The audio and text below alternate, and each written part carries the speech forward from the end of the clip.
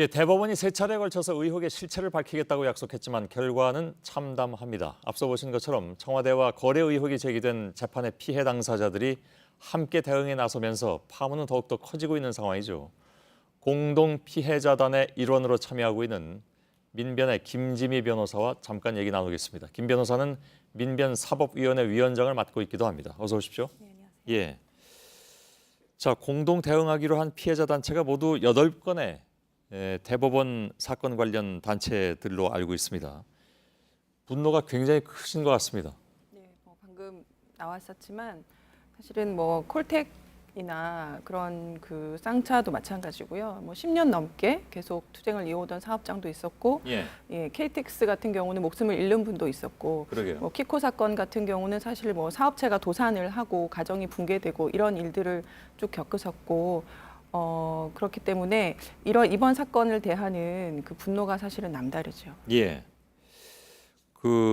다 우리가 아는 것처럼 법원은 인권을 보호하는 최후의 보루이고 우리가 그래도 마지막으로 기댈 수 있는 그런 곳이기도 한데 이건 굉장히 좀 판례 자체가 좀 정치적으로밖에 해석이 안 되는 그런 상황이어서 많은 분들이 충격을 받고 있습니다.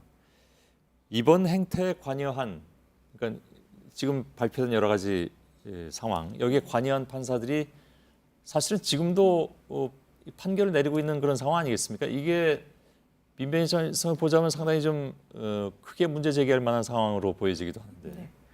사실 이제 법관들은 선출되지 않은 권력이잖아요. 예. 사실 공부를 잘해서 시험을 통과해서 판사가 된 사람들인데 그런 사람들에게 국민들이 나의 기본권의 문제를 위임을 했단 말이죠. 예. 근데 그런 거는 사실은 그분들이 판사들이 법관들이라고 하는 사람이 헌법에 나와 있는 대로 헌법과 법률에 따라서 양심에 따라 이렇게 독립적으로 심판을 할 것이다라는 믿음이 있었기 때문에 가능한 건데 예. 그런 믿음을 지금 스스로 저버렸어요. 그래서 그런 사람들이 재판을 하는 그런 심판을 하는 재판 결과에 과연 국민들이 이제 승복을 할 수 있을 것인가라는 게 가장 큰 문제인 것 같고 예. 그때 심의관으로 있었던 행정처 근무하던 판사들이 지금 대부분 이제 일선으로 복귀를 해서 재판 업무를 하고 있는 것으로 알고 있는데 그런 분들은 사실 즉각적으로 지금 업무에서 배제하는 것이 맞다라는 생각이 들고요. 예. 네, 더불어서 지금 대법관들도 아직 남아 계시는 대법관들이 계시기 때문에 그런 분들은 사실 스스로 사퇴하는 것이 맞지 않나 그런 생각도 합니다.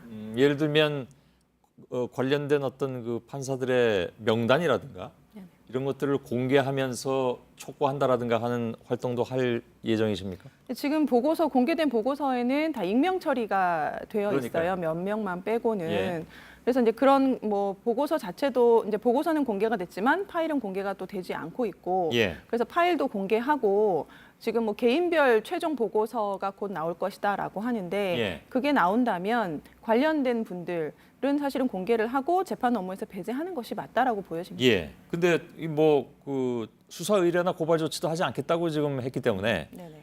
셀프 조사, 셀프 면제부 이런 얘기도 나오고 있습니다. 근데 다만 수사 의뢰를 하게 되면 어떤 그 사법부의 내밀한 자료들이 검찰로 다 넘어가게 되는 거니까 그걸 상당히 좀 문제로 느끼고 있다 이런 얘기들도 들리고 있는데 이 부분에 대해서는 그럼 어떻게 생각하십니까? 사실 범죄 혐의가 있고 그것이 수사에 대한 증거 가치가 있다라고 한다면 예. 당연히 수사기관이 확보를 해야 맞는 것이고요. 그게 그것이 사법부의 자료라고 대법원이라 하더라도. 마찬가지. 법 앞에 누구나 평등하니까요. 예. 그리고 그렇기 때문에 대법원장은 지금 즉각적으로 좀 수사 의뢰를 하고 검찰의 수사에 적극적으로 협조를 하는 것이 맞지 않나 싶습니다. 협조한다고 하지 않았던가요 어제?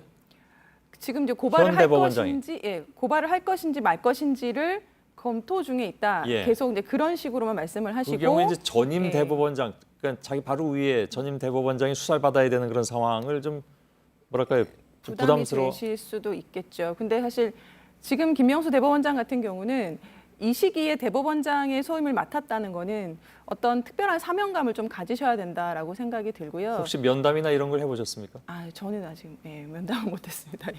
예. 네, 이 시기에 지금 이 문제를 그냥 덮고 넘어간다든지 아니면 개혁의 흉내 정도만 내려고 한다면 예. 이번 사법부에 대한 불신은 결코 회복될 수 없을 것이라는 생각이 들고 예. 저희가 뼈를 깎는 이런 표현을 씁니다만 그런 각오로 사법개혁 노력을 좀 하셔야 되지 않나 싶습니다. 예. 방법론 같은 게 혹시 있으십니까?